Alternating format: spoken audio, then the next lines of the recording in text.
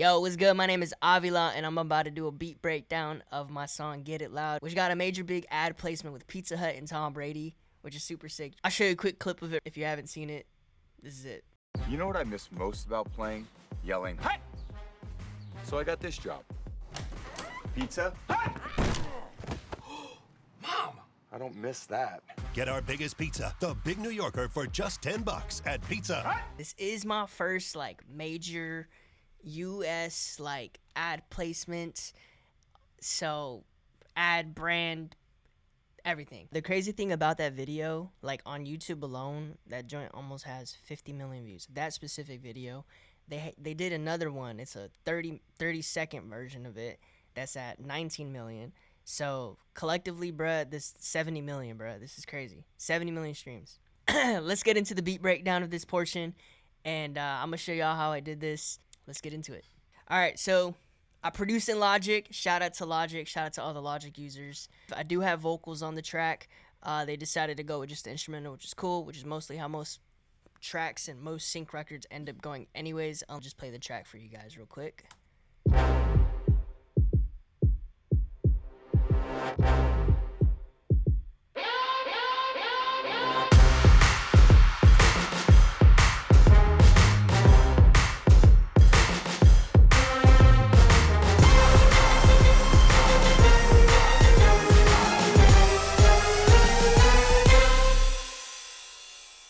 So there you have it. Get It Loud, produced by Avila. I have it already broken down into these sections here. When you're making music for sync, this is more than just a breakdown. This is also informative too for anybody trying to get into sync music. And so this is how, when it comes to making music for specific libraries, or even just sending off your music, when you're a producer, you kind of want to have everything stemmed out, broken out, grouped together, and this is just kind of what it looks like. Just an example, depending on what all instrumentation you're using, and so forth and so forth. So I already have it broken down into the sections. It's just easier for them to play around, mess around, and make their little edits that they got to make. We'll go into the bass, and I use 3 different basses. I have a slide bass, and I actually used Opus. Opus is just a player. It's like Contact, where you just have a bunch of different libraries. Opus is a player library from East and West, and they just have a ton of plugins. Super, super, super dope. It's like $20 a month, which, subscriptions these days are just your best friends or your enemies. Who knows? But with one placement, bro, you got your whole year of worth of subscription right there. So you could either outright buy it or, do whatever, it's your choice. But this is the bass that I used from the library from Ghost Riders. So it already has a natural slide. That's how I did it right for the intro.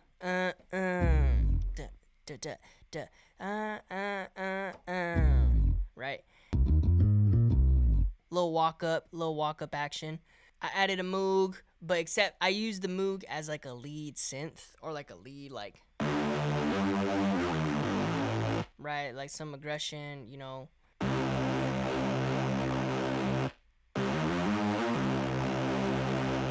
I also decided to switch out the bass that I had at the beginning for an 808 once it got into the actual track.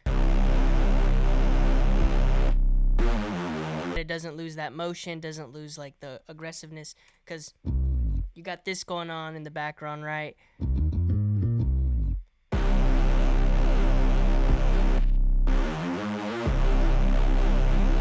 The big keys, keeping it simple, filling in the body. We got a mid-high bass range synth, and then you have your low range bass synth. That's essentially the bass. That's pretty much it. I don't really do too much. Same thing over here as over here. Again, super, super simple, super easy. And honestly kind of repetitive, which is kind of like a no-no in the sync world. But for this specific track, it kind of worked. Because I think I was doing a lot of different things with the drums. I was adding different just variations in the drum patterns, variations with different sounds. I added some brass, the vocal effects and all that stuff, but we'll get into that later. Next, we'll talk about the brass. we'll talk about all the instrumentation before we even get into the drums. For the brass, I had just a horn and a sax. That was it. The cool thing is, this actually is free. So for everybody who's like, yo, like I don't got money for plugins, like I don't got money like that, and this and that. This is actually a free plugin. At least it was when I got it. I don't know if it's still free. It might be free still. Hopefully, if it's still free, bruh, I'm about to put y'all on, because this is probably one of the like dopest, richest sounding horns, strings, like pianos, just like really authentic sounding sounds that sound big for free. Is kind of crazy, because this is, yeah, like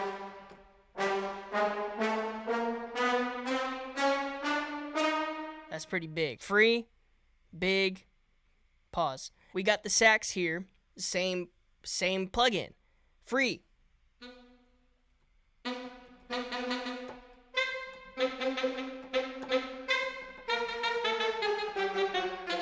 Free plugin, y'all.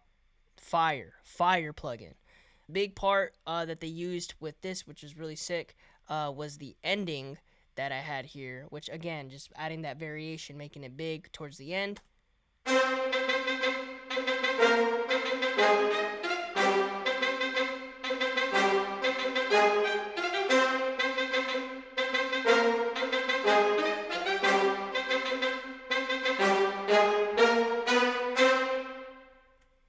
Big thing about the ending, this is like major points if you can do this. I learned this from a really dope producer, which y'all should go and follow. Learned a lot of this stuff, and actually picked up some of these free plugins from joining his like community group. Following him and seeing what he does and how he works is Clint Music. You need to go follow him if you are a producer trying to get into sync. He has a lot of gems. He's always dropping gems, but his biggest like staple, I feel like, always want to have a sting ending. A sting ending is like letting us know that the song is coming to a conclusion, a resolution, knowing that this is the end, and this is like, and it's different from everything else that you heard. This is the transitional like ending. You know, it doesn't got to be anything crazy. It could be super simple, but this is essentially what a sting ending is the walk up after just the stagnant da-na-na-na, or the build up da-da-da-da-da-da, and yeah, and you know it's the ending.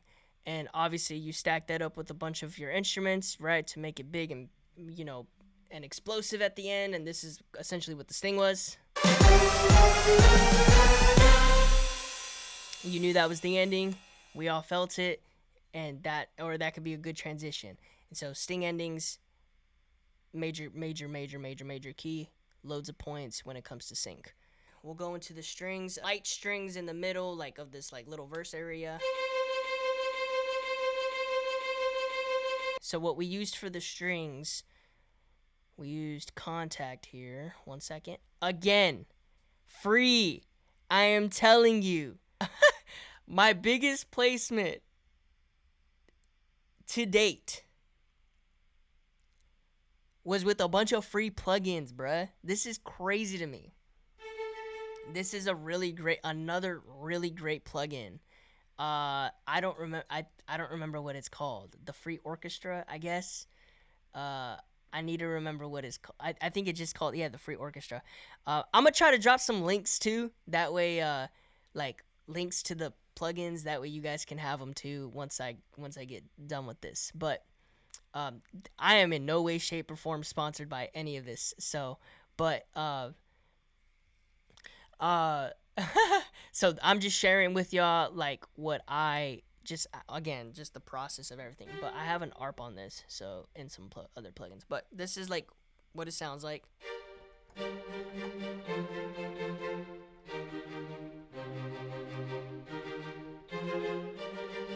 Super strong.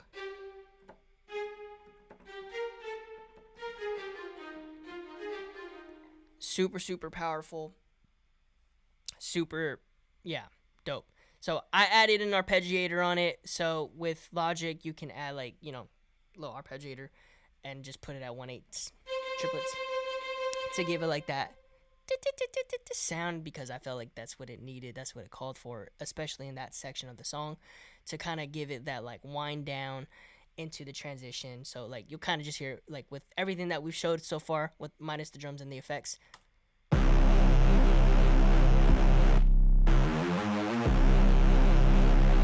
Cue the strings.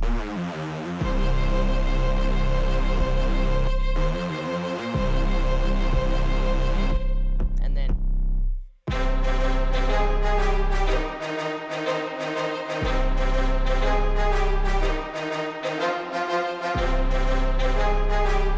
strings. And then at the end, makes everything kind of glue it all together. I believe I just played it with in tandem with the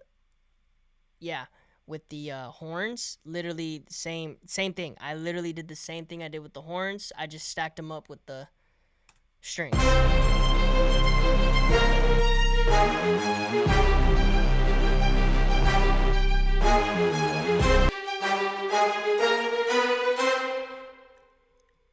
The only difference is that I had the arp on the strings, so that gave it that like the movement, so it didn't sound like it was doing the same thing per se. But yeah, it was literally doing the same exact thing, like the same exact walk down, the same progression, like just it was just a stack. So we got our bass, our brass, our strings, and now the fun part that everybody loves, the drums. So super simple, super simple, but it's variety. You want to make sure you're doing different things all the time, not all the time, but just like adding different elements to just give it more. You just want to, you don't want to be predictable, but like you just want to add variation and excitement.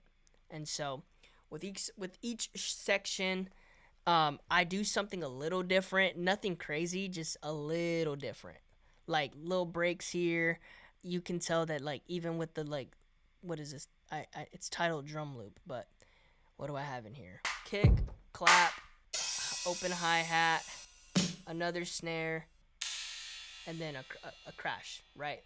So that kind of just gives our stomp clap foundation of the rhythm here, right?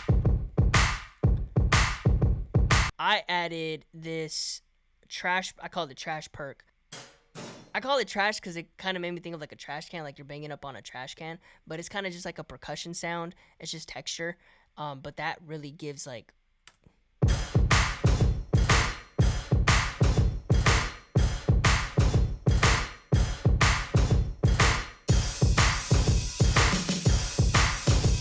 remember how I said variety? Now it's like a build up, right? I added the open hi-hat to add that build up, while also adding that second snare. So now it's just like, again, variety. You're adding different tones.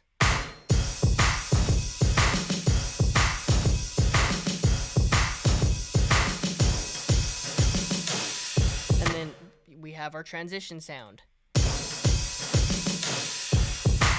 right? And then going back into it with all the sounds, right? Again, different than the first one, because look, the first one bare, empty. Now the second one, we added that second snare, and that just allowed it to gain more momentum. The trash sounds are still kind of in the same motion, just a little more controlled now, right? You want it to just, keep a rhythm, keep a motion. If you're gonna be stagnant in your drums or repetitive in the drums, this is when you add different elements, like with your instruments. So if you notice, I haven't introduced the synth Moog or the 808 yet. So when those drums are going,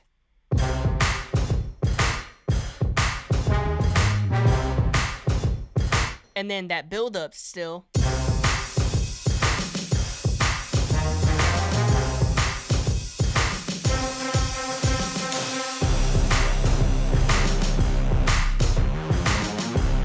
so yeah, I do have like all this little texture stuff. Like I did add a kick drum to beef up the drums in general, but adding that kick just really like takes it to like the next level.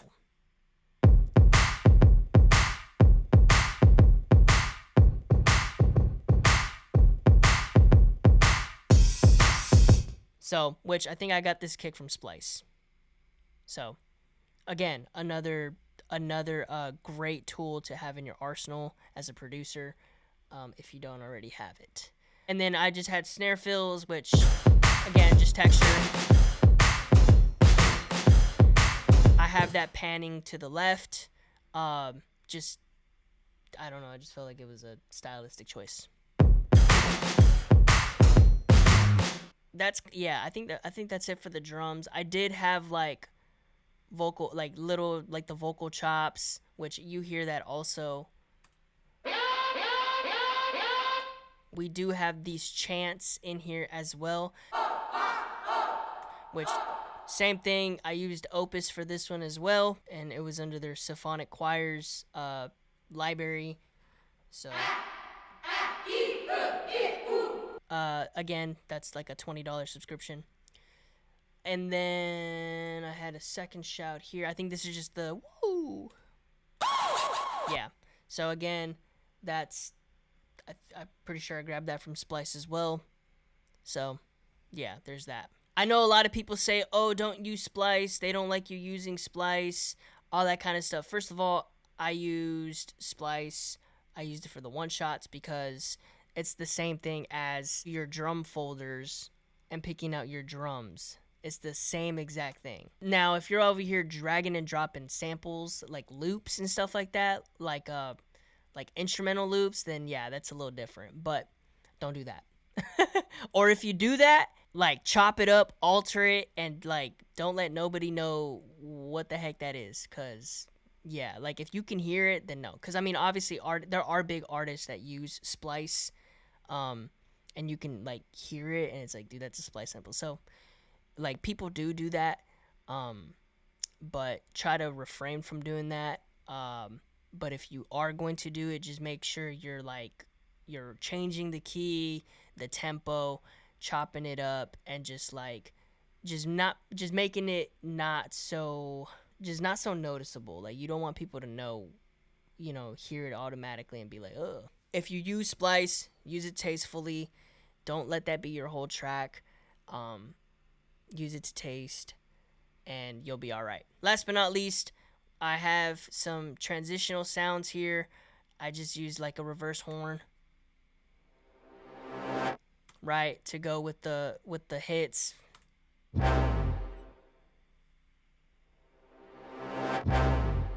Super simple, super easy. And then I had this impact.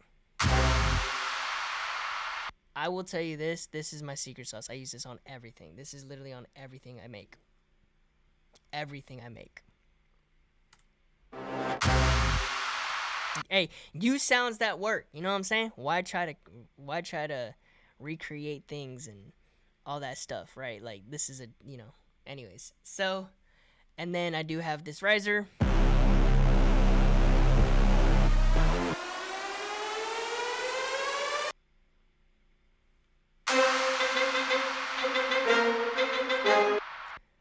And then yeah, so that's pretty much it. That's the breakdown. That's honestly the breakdown. Nothing really else to it. Let's play it back.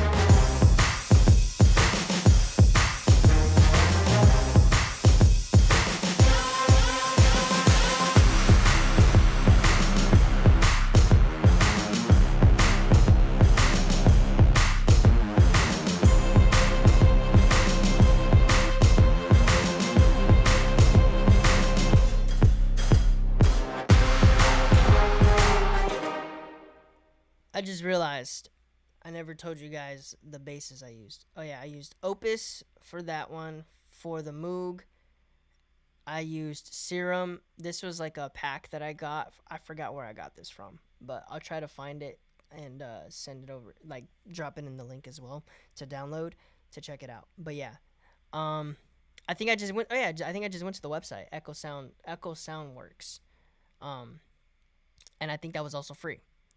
or unless I paid for it. I don't remember. I think a buddy of mine gave. I don't remember.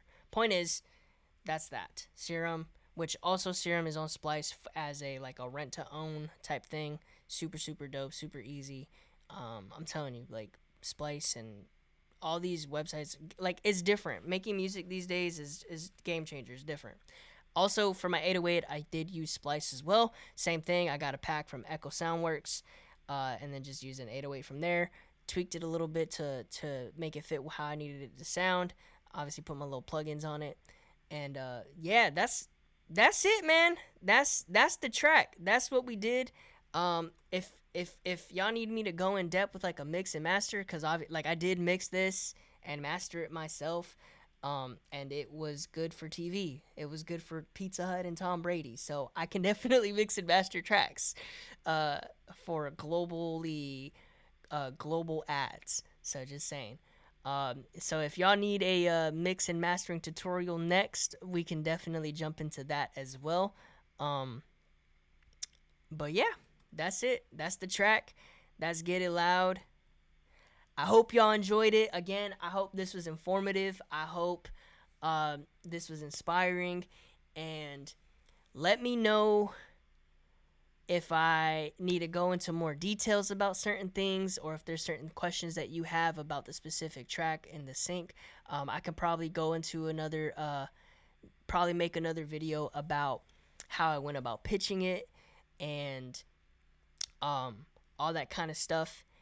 And which honestly, like I can pretty much tell you now, you really want to know people in this industry. You want to make friends with everybody, and drop music. Dropping music is what allowed me to get noticed by certain people, that allowed me to be where I am at. So like, drop music. Whatever you have on your hard drive, like whatever is like 80% done, drop it. Like, release it and get it out there to the world to allow people to listen, because people are watching, people are listening, and post on your socials. I think that's it. That's all I got for you guys. This is Get It Loud, produced by me, Avila. It's on Spotify, Apple Music, YouTube. You can take a listen to that as well. That would help me out. Let me know in the comments if you have any other specific questions. I hope I covered everything. Again, I hope this was informative, and I hope that you learned something from this, something that you can apply. And I hope this inspires you to want to go and make music for Pizza Hut and Tom Brady.